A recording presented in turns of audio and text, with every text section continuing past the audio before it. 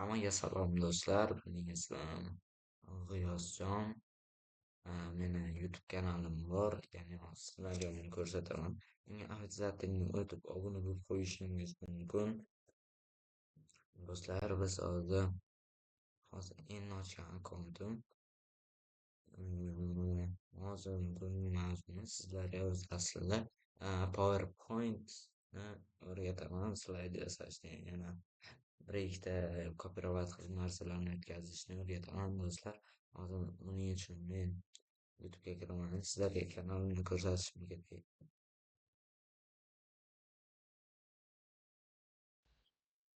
Mana bunga dedim.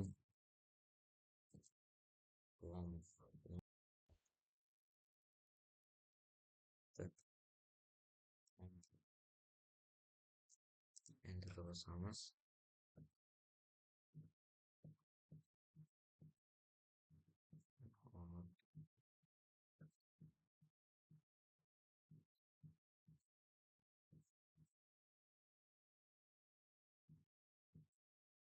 Do'stlar, mana O'zbekiston dedim challenge.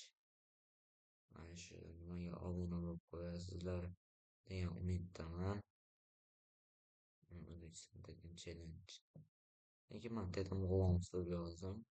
Sizlarga ham shunaqa nima chiqadi. Dedim g'ulom bilsangizlar do'stlar. Shu. Hasan do'stlar, qani ketdik, sizlarga o'rgatadigan narsalarni o'rgataman. Do'stlar, birinchi o'rinda qiladigan ishimiz esa pustga PowerPoint priложение kelib chiqadi. Buni o'rnatish uchun do'stlar, men sizlarga aytib o'taman. Uni o'rnatish uchun nima qilish kerak? Birinchi mikroskop o'rnatasiz. Mikroskop o'rnatganingizdan keyin bu nima bo'ladi? O'rnatiladi. Ya'ni bu nima deydi? PowerPoint, Word, Excel ana shunaqa narsalar hammasi o'rnatiladi do'stlar. Buning uchun priложениeni chekib olamiz.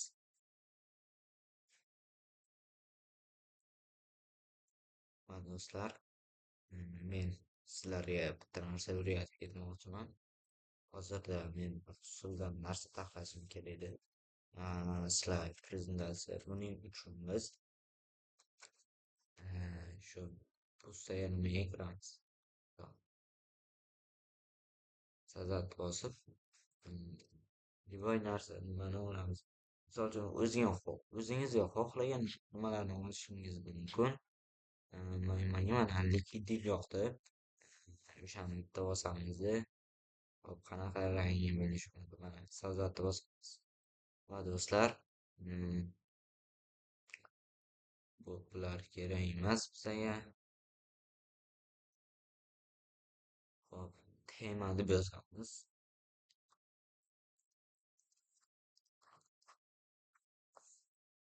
Tema. Shift bilan do'stlar, shift bilan mana bossang nima bo'ladi? Tema muzey deb yozamiz. Muzey.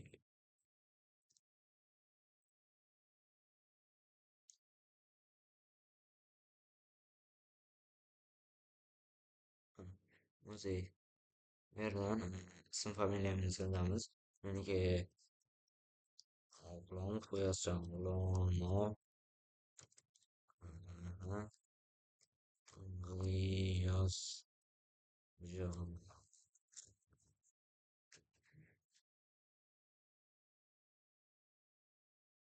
Do'stlar, bitta narsa ahamiyat beringlar. Bu mana oddiy bo'lib qoldi, to'g'rimi? Sizlar yana nimani tashqari yana qayergadir narsa yozishingiz kerak. Bu o'xshamayaptimi? Demak, mana bu yerda mana format degan joyda, mana tomon joyda nadpis bor. Mana shuni bitta bosib, mana bu yerdan xohlagancha yozishingiz mumkin. Anaqa qilib keyin prezentatsiya.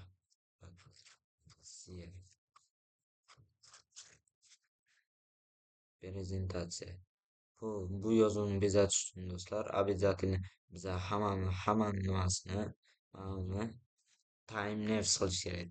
Time lapse. Mana do'stlar, o'zgarish anchagina katta. Yemlaymiz. Hop do'stlar, mana ozgina kichkinaroq qilamiz. Ozgina bezakliroq bo'lishi uchun buni olib chiqib ketamiz.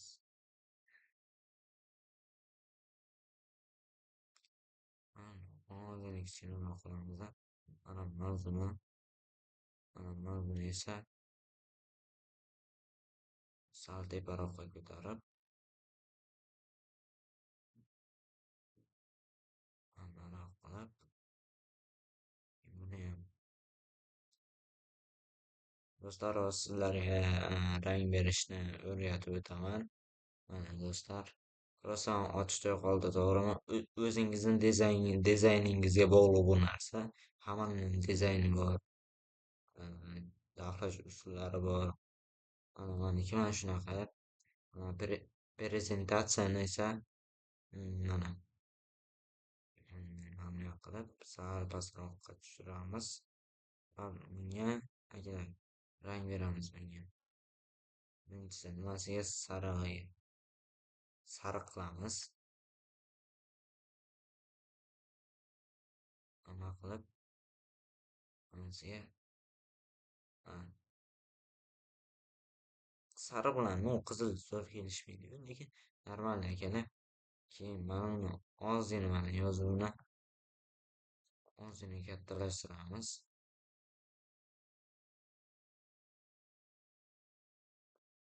48 qo'yamiz. 48 qo'ysanglar normalroq bo'ladi, umiddaman do'stlar.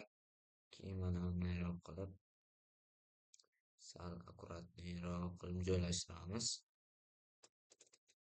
Keyin mana format degan joyda effekt figura bor. O'shani ustiga bosib bitta xohlasangiz mana bunaqa narsalar bor. Bunaqa narsalar shu yoqda.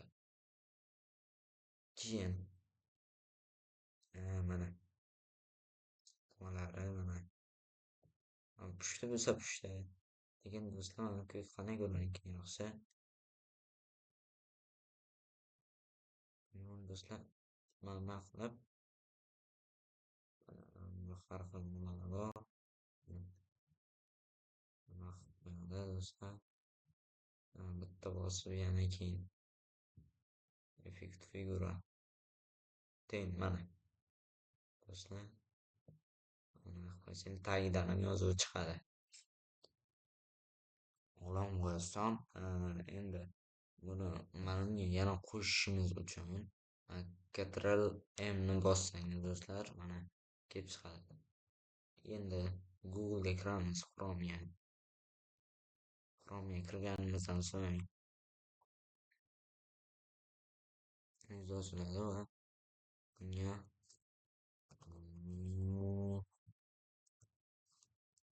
muzey haqida ma'lumot. Qaranglar do'stlar, bitta narsaga e'tibor beringlar. Ko'pchilik sizlarga buni hech kim aytmaydi. Buni Wikipedia deb yozamiz. Wikipedia mana. Muzey, O'zbekistondagi muzeylar.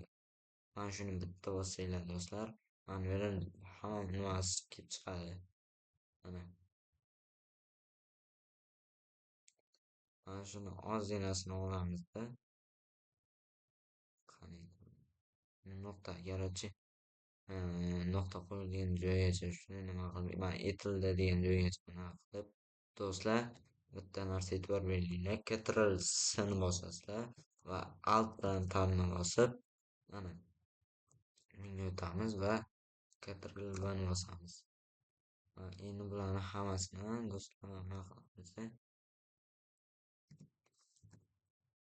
Timelapse qilamiz. Mana akkuratni chiroyli oldi. Keyin do'stlar, biz nima olishimiz uchun, rasm olishimiz uchun yana bitta nima qilamiz? Yana Ctrl M ni bosib yaritib olamiz. Keyin